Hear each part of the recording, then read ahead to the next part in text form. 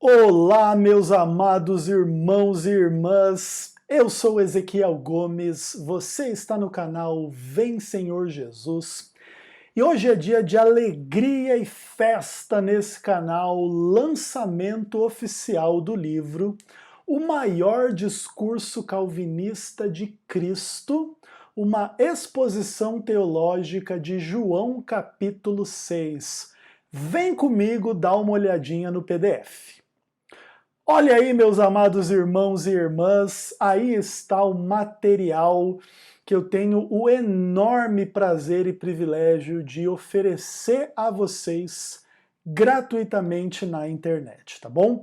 Aqui na descrição do vídeo estará um link para você baixar o livro gratuitamente, você pode espalhar para quem você quiser, o quanto você quiser, tá bom? E eu estou muito feliz com o resultado. Se você não conseguir baixar o livro pelo link, eu vou deixar também aí na descrição o meu WhatsApp. Você entre em contato comigo, eu mando o livro para você, posso mandar os outros também. O material é feito para vocês com a ajuda daqueles que apoiam o nosso trabalho, né? Esse material ele só existe porque pessoas como vocês me ajudaram a pagar capa, revisão, diagramação, tudo isso aí, inclusive ainda está faltando R$ 300 para pagar dessa diagramação aí, se alguém quiser ajudar, porque quando o livro é acima de 200 páginas, o valor é um pouquinho diferente para a diagramação, tá bom? Então tá faltando R$ 300 ainda, se você puder ajudar com 5, com 10, com 50, com 100, com 300 para fechar essa conta aí, a gente agradece enquanto também a diagramadora tem a paciência de esperar, né? Mas eu sempre conto com a ajuda e a generosidade de vocês. Eu ganhei para fazer esse livro R$ 500 e eu estou muito feliz com o resultado e eu vou mostrar um pouquinho do livro para vocês, tá bom? Vem comigo e vamos adiante. Bom, aí você tem os dados, né, de catalogação do material na Câmara Brasileira do Livro, ISBN, demonstrando assim a seriedade do trabalho que a gente faz. A gente faz um livro realmente oficial, real, não é uma brincadeirinha de criança, tá bom? Material para ficar para posteridade aí, para quem quiser. E aí o nosso sumário tá todo ilustrado aí com o nosso amigo Peixinho e daqui a pouco a gente vai dar uma olhada e vai ver que tem os pães aí também aí por baixo, né? Então, João capítulo 6 é um daqueles textos onde Jesus ele multiplica os pães e peixes e tem uma lição espiritual, teológica extraordinária no capítulo 6 do livro de João, que em grande medida também é muito sequestrado pelos calvinistas para dizer que Jesus ensinou o calvinismo. E aí, se Jesus ensinou o calvinismo, o Ezequiel Gomes diz que calvinismo é heresia. Ou Jesus é um herege, ou quem é o herege é o Ezequiel Gomes. E um pouco dentro desse contexto, a gente faz uma exegese arminiana de João capítulo 6, dialogando com o texto, com o contexto, e apresentando aí algumas questões bem interessantes a respeito do calvinismo, né? Eu quero ler para vocês aí a primeira citação, né, do livro, que diz assim: a ideia de uma eleição pré-temporal não é encontrada em João 6. De maneira que aqueles que argumentam em favor de uma eleição incondicional e de uma graça irresistível, com base no ato do Pai em atrair alguns a Jesus, o fazem por causa de pressuposições teológicas e não fundamentados em uma exegese honesta. O Grant Houston, né, e o Edward Houston são os responsáveis por essa citação. Então você já percebe que em João capítulo 6 você tem uma discussão teológica interessante a respeito de eleição, de graça, de perseverança dos santos, de depravação total e essa coisa toda. E muitos calvinistas acham que João capítulo 6 é um capítulo calvinista da Bíblia, tipo eles pensam sobre Romanos 9, né? Eu ia falar Judas 9. E assim como os calvinistas acham que Romanos 9 Paulo é calvinista, eles acham que em João 6 Cristo é calvinista. E por causa disso, inclusive, esse texto é muito usado assim nessa direção, né, de pregar o calvinismo. E por causa disso a gente então oferece o outro lado da moeda, e uma exegese realmente arminiana do texto, né? Adiante aí a gente tem uma página em branco, tem os agradecimentos e tudo mais, o prefácio, e aí você começa a ter a lista de abreviaturas e siglas, né, que a gente usa várias traduções da Bíblia, tanto em português, quanto em inglês, quanto em grego, etc. Aí você tem a introdução, você percebe que o texto está todo bonitinho, com esses peixinhos e pães aí, trabalho muito legal, estou muito contente mesmo. Aí você tem a proposta de tradução do texto, né? Então a gente já ofereceu aí aos leitores uma proposta particular de tradução do texto original. Vocês podem dar uma lida, comparar com a Bíblia que você tem na sua casa. Naturalmente o texto vai ser bastante semelhante, porque a maior parte das nossas Bíblias em português são extremamente bem traduzidas, né? Então, o nosso propósito ao oferecer uma tradução não é que você duvide da tradução da sua Bíblia, mas para que você inclusive compare e comece até a entender um pouquinho esse universo fantástico e pesado da tradução bíblica.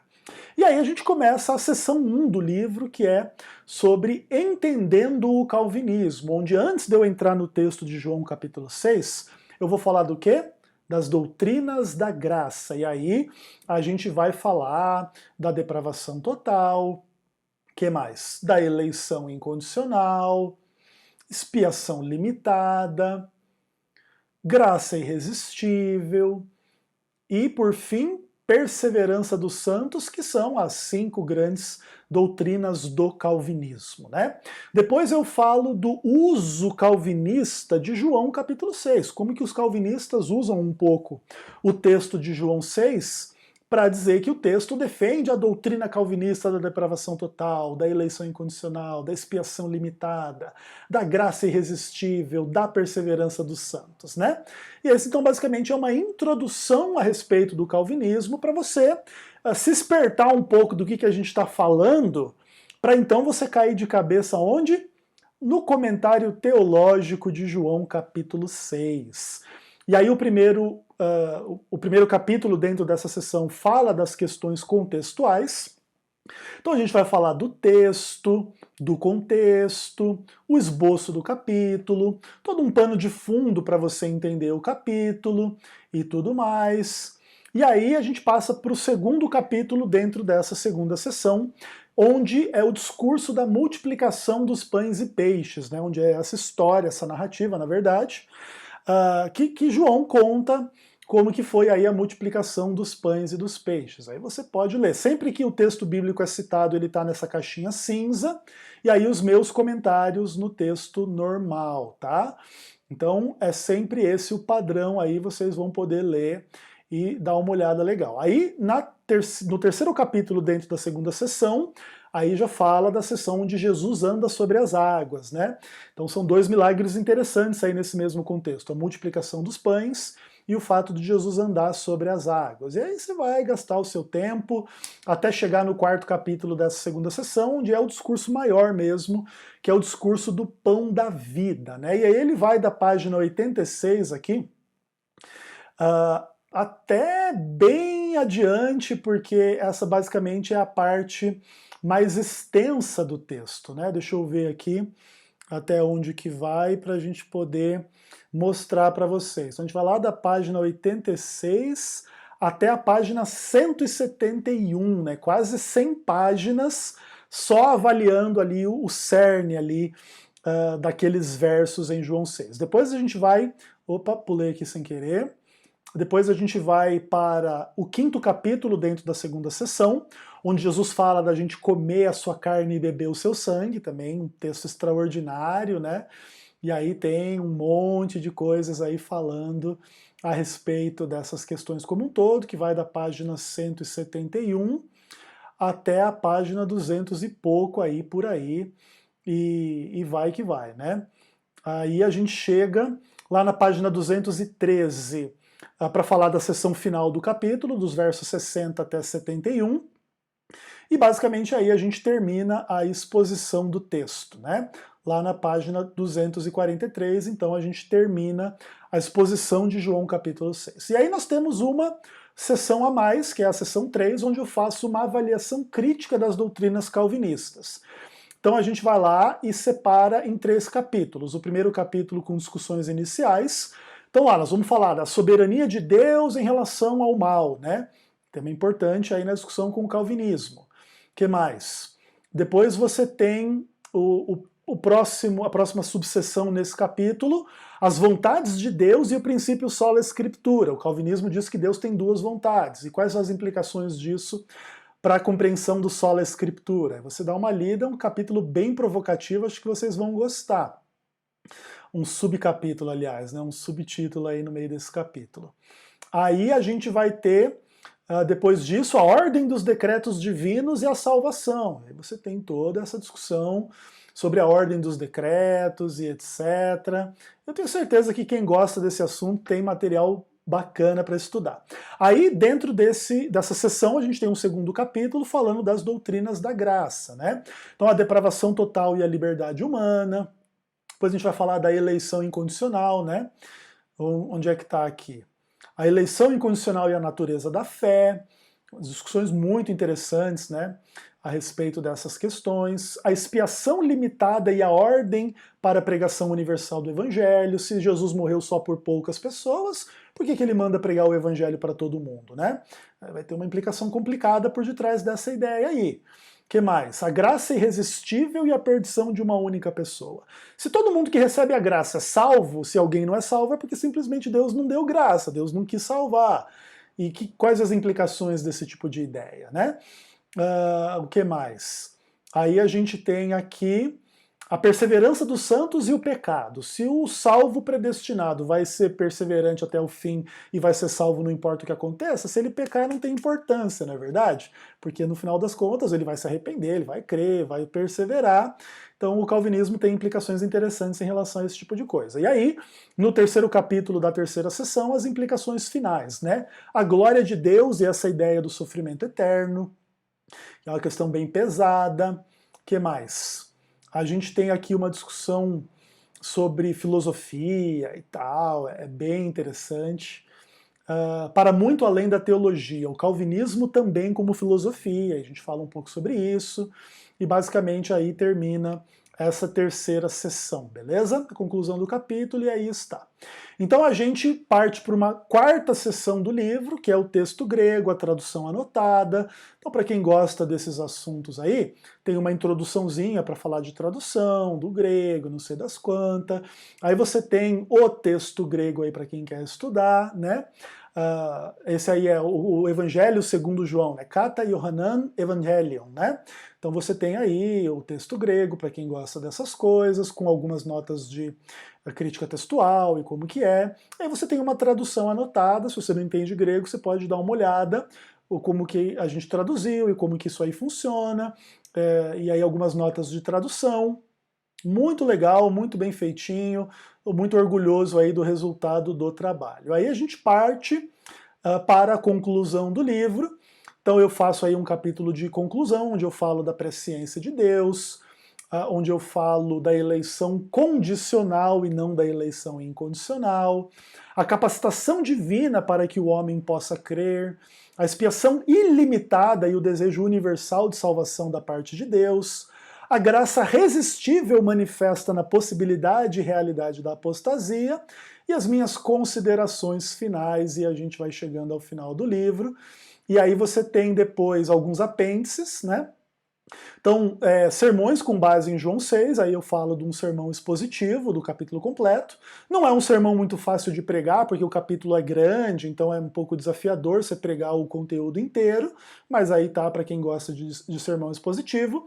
E um sermão temático sobre a doutrina da salvação em João capítulo 6, para quem gosta também, tá bom? O segundo apêndice é uma breve reflexão sobre o conceito de contradição nas relações entre João 6,37 e João 15,6. Esse texto é extraordinário, eu peço que vocês leiam com bastante atenção. É um texto curtinho. O apêndice 3 é os textos bíblicos usados no livro, além de João 6. Em João 6 eu uso todos os versos. Mas aí estão todos os textos que eu uso, ó, Gênesis, Êxodo, Levítico, Números, Deuteronômio, Josué, 1 Samuel, 1 Reis, 2 Reis, 2 Crônicas, Jó, Salmos, Provérbios, Eclesiásticos, Cântico dos Cânticos, Isaías, Jeremias, Ezequiel, Daniel, Amós, Abacuque, Zacarias, Mateus, Marcos, Lucas, João, olha quantos textos de João aí a gente usou, muita coisa em todos os capítulos, Atos, Romanos, 1 Coríntios, 2 Coríntios, Gálatas, Efésios, Filipenses, Colossenses, 1ª, 2ª Tessalonicenses, 1ª, 2ª Timóteo, Tito, Hebreus, 1 Pedro, 2 Pedro, Tiago, 1 João, 2 João, Judas e Apocalipse. Poucos livros da Bíblia não foram usados nesse material, né? A maioria dos livros da Bíblia estão incluídos aí, e por fim você tem toda a bibliografia para aqueles que quiserem saber aí quais são as fontes que a gente trabalha durante o texto, tá bom? Então são aí umas 10, 12 páginas de bibliografia de uma forma meio geral, tá bom? Até a gente chegar lá na contracapa e basicamente está o livro inteiro apresentado para vocês. É um livro grande, é um livro extenso, um livro com muito conteúdo teológico. Se vocês lerem e encontrarem errinhos de português, mandem para mim no meu WhatsApp, que assim quando eu for fazer a versão física, a gente corrige os errinhos, que sempre tem erro, não tem o que fazer. Não importa quantos revisores olhem, é complicado trabalhar com texto, mas a gente faz com carinho para vocês podem apontar os erros, não tem problema, apontar o que vocês quiserem concordar ou discordar, e que Deus venha abençoar imensamente vocês. Então, na descrição do vídeo tá aí o link para vocês baixarem o livro, se não conseguir, adiciona no WhatsApp, eu mando para vocês. E agradeço demais aos doadores, aos leitores, a quem vai ajudar a espalhar. E se vocês quiserem ajudar nos próximos trabalhos, tem muita coisa pela frente. Amanhã eu já mando para a diagramadora o livro sobre Laodiceia, Apocalipse capítulo 3. Teve um rapaz que já fez a doação para a diagramação, mas se vocês quiserem doar para a gente continuar fazendo mais trabalhos, eu estou escrevendo o próximo livro, que é uma relação intertextual entre o livro de Daniel e as cartas de Paulo. Já estou um pouquinho mais da metade e tudo mais, estou ficando muito feliz com o resultado também. Então, se vocês quiserem ajudar, entrem em contato com a gente, façam planos, podem ajudar mensalmente, não precisa ajudar com valores altos, pode ajudar com R$10, com R$5, com R$50. Quem puder ajudar com valores maiores, ajuda também no nosso ministério para a gente levar avante esse trabalho e poder oferecer materiais de qualidade gratuitamente para todos, tá bom? Um abraço para vocês, fiquem com Deus e até a próxima.